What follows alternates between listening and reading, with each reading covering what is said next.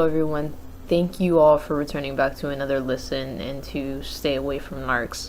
I really appreciate your time and patience, and I hope you all are doing well and receiving all the love and care that you need and staying away from toxic narcissistic relationships. I hope you're in your healing, and specifically this video today I wanted to direct towards speaking a little bit about trauma bonds and being in what people call a trauma bond with a narcissist, and how that toxic enmeshment that we have can keep us stuck in that cycle of an abusive relationship. I know many of us, we get victim blamed a lot of the time. You know, we're in the relationship with a narcissist, and this is a relationship for anybody, whether it's your parent, whether it's an in-law, whether it's whatever type of relationship, that if a friendship, if you had some type or have had a narcissist in your life, this can go for anybody.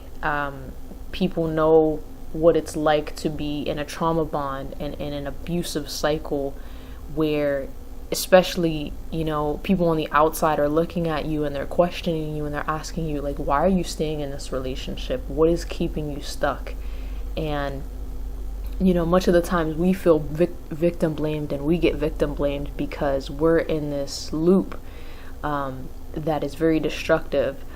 And I wanted to speak a little bit in depth on that and what the narcissist, one of the things, because a narcissist, again, they do many things, but one of the main things the narcissist does to keep us stuck in this cycle, and why is it so hard for us to not only to get out, but to really see that this person is a really, really bad person. It gives us the cognitive dissonance. I did another video a little bit about cognitive dissonance and trauma bonds at the start of this channel, but I wanna restate a little bit more and go into a little bit more.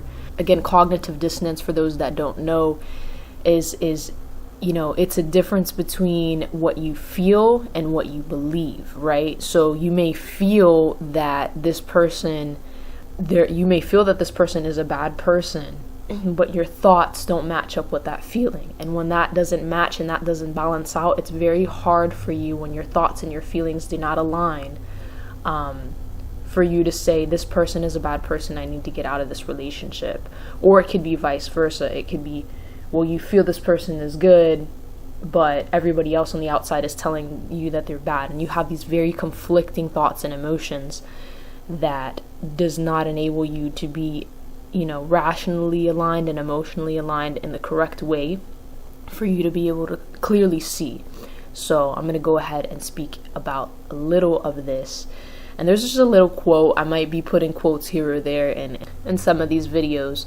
So this one goes, the quote states, "Helping clean up the mess they made of your life does not make them a hero." Again, helping clean up the mess they made of your life does not make them a hero. And this quote, I hope I'm stating their name correctly, is by Callan. Thank you so much for that quote. I hope I didn't butcher your name, but thank you. That's a amazing quote when it comes specifically to trauma bonds and having been in a relationship with a toxic person. So helping clean up the mess they made of your life does not make them a hero. When I saw this quote, what I thought was instantly of trauma bonds, and instantly I noticed the people in my life that were narcissists, and also the people, my loved ones that I had, like my ex-fiance that had narcissists in their life, like his parents, his mother specifically, a malignant narcissist, and she was a mother-in-law to me. Again, very, you know, if you watch my other videos, you know, you've heard my story that she is a malignant narcissist that, you know, within the matter of 6 to 10 months, put me in the state of a mental breakdown. And, you know, you can watch my other videos on that as well. But again, this, especially if these are person higher on the spectrum, a malignant narcissist. The narcissist, okay, I'll speak it from two examples that I've had specifically. The narcissist, I've had a narcissist on the lower end of the spectrum, right? Not too, maybe on the more benign and covert end. And then the malignant narcissistic mother that I had, and I've seen other people that have gone through these situations with narcissists in their lives as well.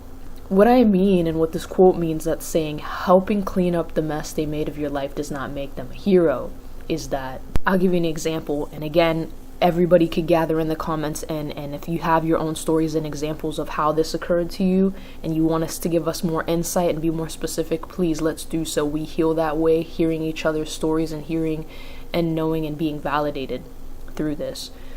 So, for example, with my ex-fiance specifically, his mother being the malignant narcissist I would always notice that she would help literally, help clean up the mess that she made in his life. Constantly. Narcissists are always trying to sabotage your life, especially if you're a scapegoat. But pretty much if you're in the realm of an abusive situation with a narcissist, they're going to sabotage your life one way or another.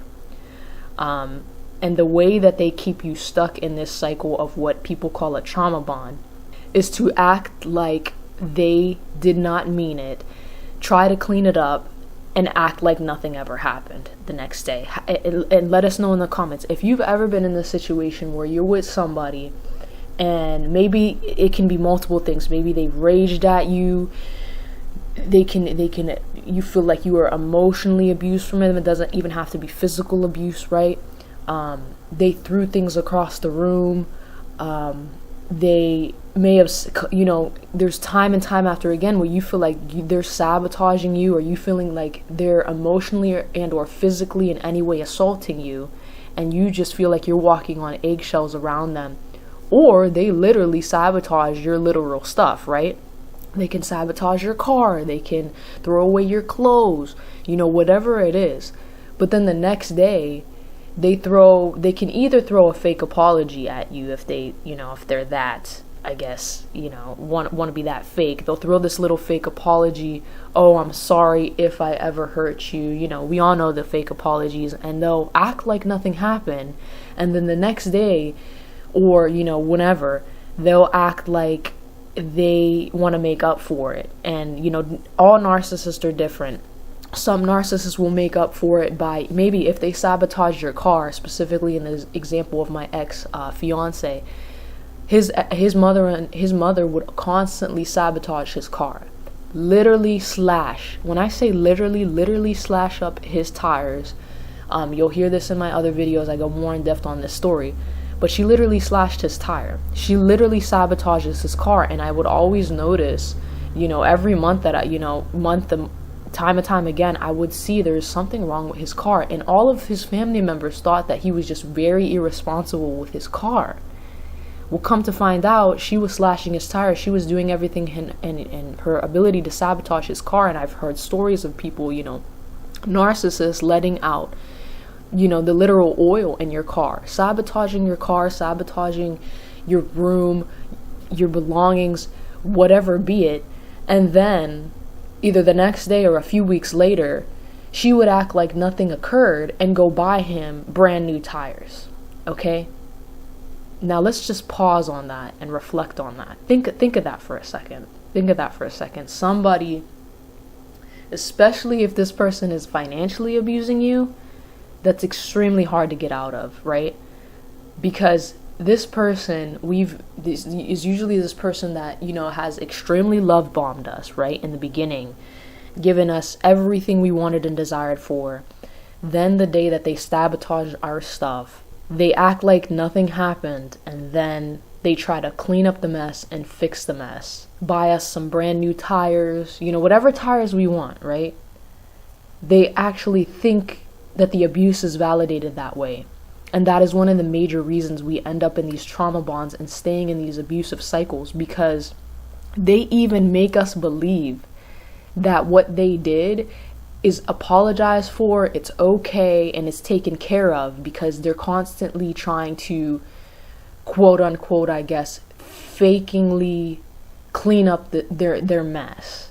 But they are only, and I wanna make this clear, they are only doing it to keep us stuck with them, to keep us stuck under their abusive cycle. They're doing it to keep you under their wraps, because they know what they're doing. They know that if you fell for it the first time, you're most likely gonna fall for it time and time again. That's how the narcissist thinks, right? So they can do whatever they want to you, whatever they want to your things, whatever they want to the other people in your lives. And they can act like, oh, it's okay, I'll make up for it, I'll buy them this or I'll do that for them. So that's essentially what I really wanted to speak on today. And if you guys have ever had these situations, and in my personal, I actually had to get rid of quote unquote friends that I believed were friends in my life after I got out of the relationship with a narcissist. And this will be one of my next videos that I'm going to speak on after we getting out of a narcissistic relationship, having to go through the other toxic people in our lives and take a look and having to set boundaries with those people. But I actually had to look at the situation that I had with one of my other toxic friends. She was not really high on the spectrum, but her behaviors were very toxic. She emotionally abused me for a very long time, and I let her, just because I did not have boundaries, I let her get away with that. But anytime I would set a boundary, she would get upset. Again, red flag. But then she thought that she would be able to simply make up for it the next day, show up at my door, asking me if I wanted to go out to eat, asking me if I wanted to go to the park, without any emotional validation. And that's what you have to pay attention to. The green flag that you want to see somebody in your life, if they've done something wrong to you, is they want to emotionally validate that. You want to see emotions behind their apology, emotion behind that validation. If there is just, hey, I'll take you out to dinner, hey, I'll buy you new tires, hey, I'll do this, I'm sorry if, that is all fake. There is no emotion behind that, and those are people that you really don't want in your life, because those are potentially very toxic people. And as human beings, we deserve emotional validation. We do not deserve to be used and abused and then, have somebody say, oh, I'll just, do whatever I want with them, and if they get upset, I'll just act like I care and then do them a little favor.